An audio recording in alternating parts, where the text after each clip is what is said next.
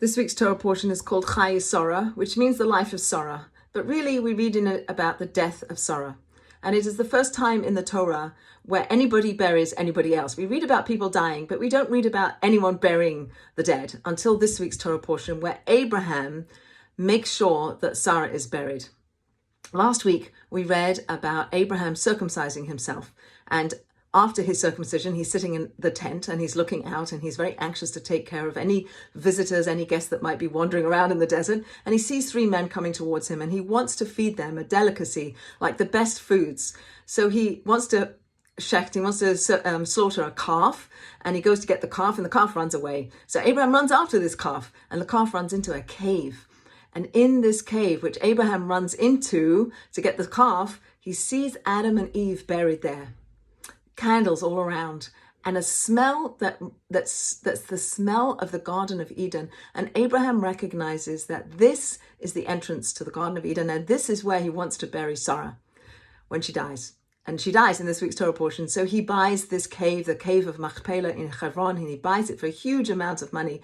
But it doesn't matter because he wants this space. This is the best space. This is the where he wants to bury Sarah. And at the end of the Torah portion, where Abraham dies, we learn about his two sons, Ishmael and Yitzchak, who didn't have the best relationship with each other, that they bury Abraham in that cave next to Sarah.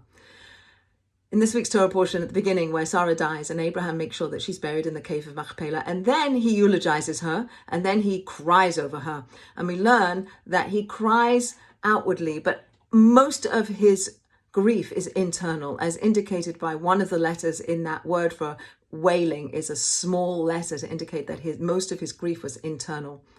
But what we learn from Abraham and from Abraham's sons Ishmael and Yitzchak when they bury Abraham is the importance that we, the Jewish people, have for burying our dead. We take it very seriously and we do it with great alacrity. It's important to bury people as quickly as possible, bury them in the ground.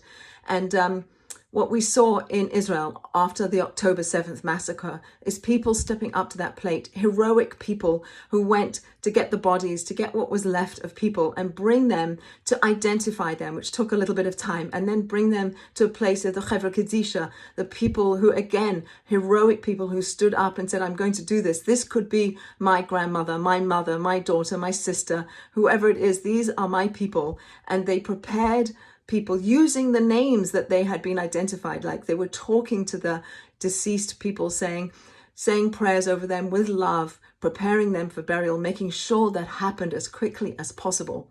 And at the very end of the Torah, we read about God burying Moses. And so the beginning of the Torah where Abraham buries Sarah, and at the end of the Torah where God buries Moses, we learn about the importance and the paramount priority we put to burying our dead.